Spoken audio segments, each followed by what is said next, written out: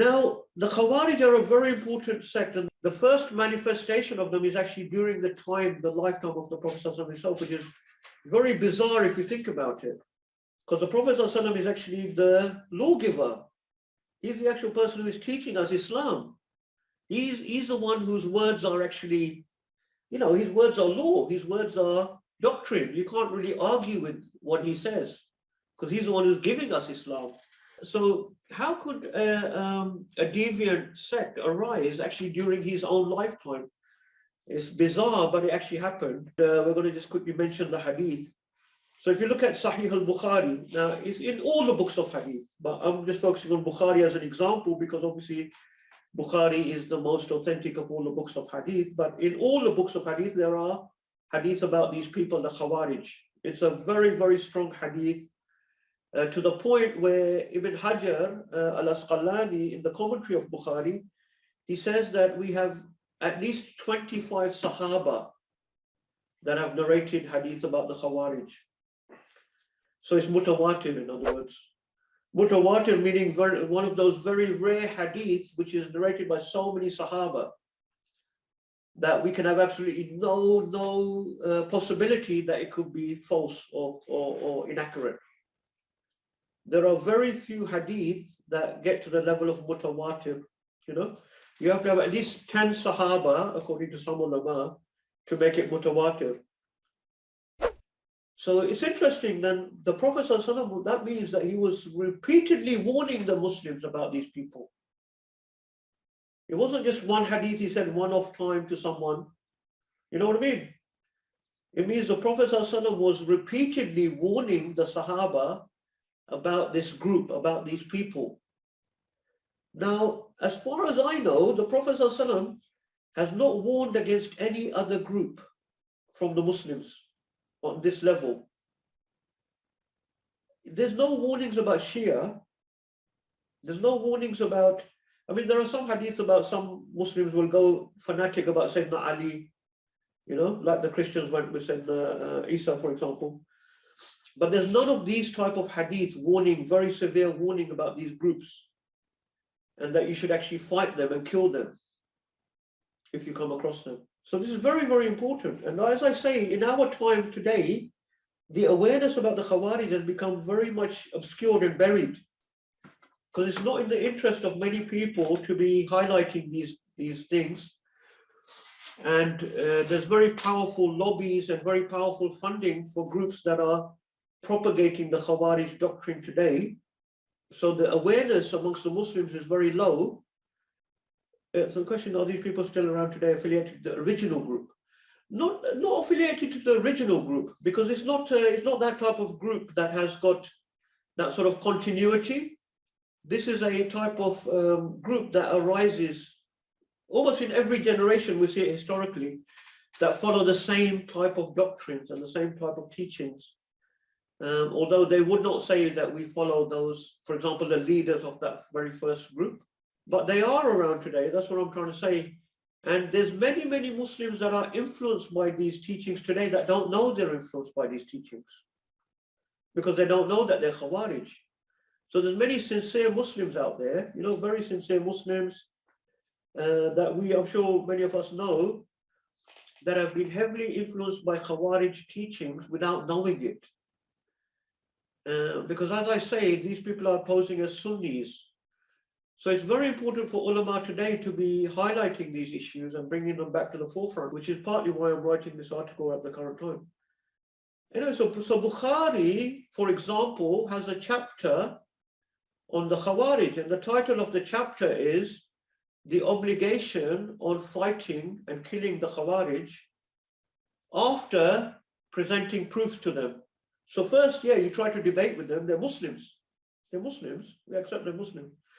But if they don't accept, and then we have to fight them, because they're very, very dangerous people.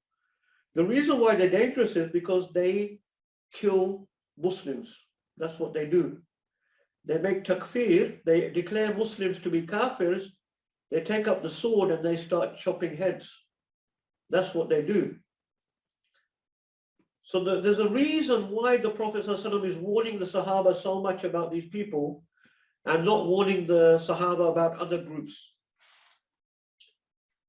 Now, Imam al-Bukhari, in the chapter of the Khawarij, he starts with these hadith of this incident that happened during the lifetime of the Prophet ﷺ himself. And this incident, basically, this person came up to the Prophet ﷺ when he was distributing the zakat money, on one occasion. And on another occasion, the Prophet ﷺ was distributing some booty from the Battle of Hunayn.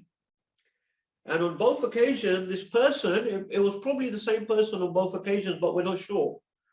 Because in some narrations he's mentioned, his name is mentioned, and in some they're not mentioned. He just mentioned that he was a Bedouin. This man comes up to the Prophet ﷺ in front of the Sahaba when he's distributing this wealth, and he says to the Prophet ﷺ, Ya Muhammad, very rudely, not using his kunya, but using his first name, like the Sahaba would never do that. Ya Muhammad, i'dal, be just. I do not see you dividing this justly. And so he's accusing the Prophet ﷺ of unjustly dividing the wealth. And the Prophet ﷺ became very angry, about this. And he said to him, if I'm not just, then who's going to be just? And in other narrations said, I swear by Allah, you will never find anyone that will be just amongst you after me, and so on. And some of the Sahaba, they jumped to their feet and they said, Ya Rasulullah, allow us to strike off his head. Because they recognize that this is a gross deviation, accusing of the Prophet ﷺ, of doing essentially a major sin. Remember what I was saying before about how they accuse prophets of doing major sins? This man in front of Sahaba, he's actually accusing the Prophet ﷺ of doing a major sin, because that's what it is. If you're sort of, you're embezzling or distributing money unjustly, that's a major sin. So this is the description of the man in one of the narrations. A man with a big beard, high cheekbones, deep set eyes, protruding forehead, and a shaved head. And he said, fear Allah, O Muhammad. He says to the Prophet, fear Allah. Ittaqullah. The Prophet says in one narration, who would obey Allah if I disobey him? But the Prophet does not allow the Sahaba to kill him, because the Prophet says, I don't want people to say that Muhammad kills his companions. In other words, from outside, it would seem like the Muslims are killing each other. From the outside, this guy is a Muslim. He's got a big beard. He's outwardly a Sahabi. He's someone who's a Muslim. And the Prophet didn't want that to be said or that to be happen, that Muslim are killing Muslim. Now, the Prophet then said, surely from the stock of this man come a people who recite the Quran, but it does not go beyond their throats. In other words, it doesn't impact the heart. They kill the Muslims and spare the infidels. This is one of their main things they do. They're always fighting other Muslims. They're always killing other Muslims. This is one of their features. And they do that by making takfir, by declaring other Muslims to be disbelievers and committing major sins and doing shirk and bid'ah and things like that. They pass through Islam like an arrow passing through its target. If I were to come across them, I would surely destroy them as the Ad were destroyed. They pass through Islam like an arrow passing through its target. In other words, if you shoot an arrow, a strong arrow, and it strikes the target like a deer, and it goes clean through.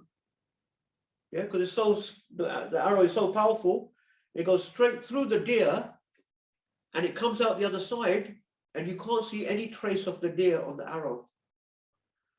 That's how the Prophet is saying how they passed through Islam. You can't see any trace of Islam on them, in other words. The Prophet described them as having no Islam inside their hearts. So outwardly, they're very Islamic. They're praying, they're fasting, they're reciting Quran, they've got big miswaks, their jalabiyas are very high up over the ankles, all that stuff. But in the heart, there's no Islam, there's no Iman at all. It's like the arrow is passed and there's no trace left on the arrow. So as I say, in some narrations, the man's name is mentioned as Dhul Khuwaisira. And if people are interested, I do have a translation of the commentary on this chapter of Bukhari. So a very extensive summary about the hadith, about the Khawarij. The other interesting thing is that Dhul Khuwaisara was probably not alone. You know, the indications from the hadith are that there was probably a small group of them even at that time. You know, because in some of the narrations, the Prophet says, him and his companions, they're like this, you know. So he was probably not alone. He was probably the spokesperson. There was already a little group of them during the time of the Prophet. Now, these same people may have been among the people that came to criticize Sayyidina Uthman. So once again, I'm not saying this is a definite fact, right? But the indications are all there, and many of the ulama have identified that these they were known as the Qurra at that time.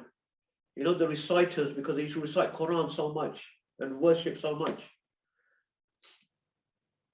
Yeah. So these are people, they're accusing Uthman. Remember, Uthman was accused of also giving money to his relatives. Can you see the similarity with what happened to the Prophet? It's the same people, same group. I'm convinced. I might be getting paranoid here, but I'm convinced it's the same people. Because the same thing, they're going to the leader of the Muslims, a righteous, pious man, a leader, and they're accusing him of things. The same way they accused the Prophet, the same way they accused Ali.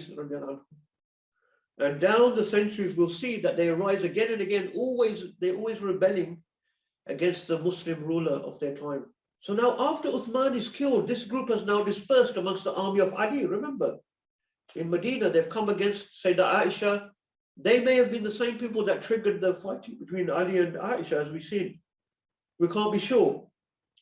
Now, during the Battle of Siffin, this is where they very clearly now become a separate group for the first time. They separate and they go to Harura and they make a camp, and there's thousands, there's about 6,000 of them. So they've grown in size massively by this time. As we said, they declare the Sahaba to be kafir. They don't like personal authority. They don't like to recognize leadership. Well, somebody wata'as, listen and obey. They're always going into disobedience and rebellion. And the funny thing is, they start rebelling against their own leaders as well. They're always rebelling against their own leaders. So one of the characteristics of this group is it's always splitting into more and more groups. Because as soon as they unite under a Khawarij leader, sooner or later, some of them start criticizing their own leader. This is a bizarre thing. So Sayyidina Ali was only Khalifa for 6 years. But by the time he died, that first group of Harurites, they had already split into 5 different groups. Within 6 years, they had already split into 5 different groups. So this is one of their clear characteristics. They would always start not only fighting against the leader of the Muslims, they were fighting against their own leaders. And they start declaring their own leaders to become kafir. So, I mean, you see this today. I mean, you know, these groups out there, you know, first you had the Al-Qaeda declaring everyone to be kafir, then ISIS came and they started saying the Qaeda are kafir, and Al-Qaeda was saying the ISIS are kafir.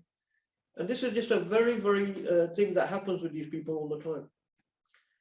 Because it's just in their nature, they cannot, for some reason, they always rebel against the leader.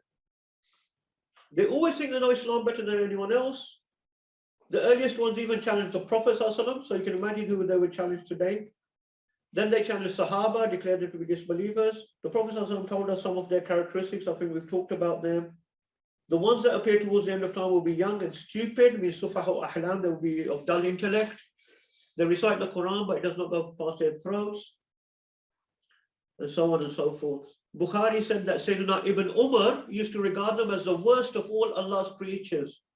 He said they take ayahs of Quran that refer to disbelievers and apply them to believers. Yeah. Ali fought them and defeated them in several battles.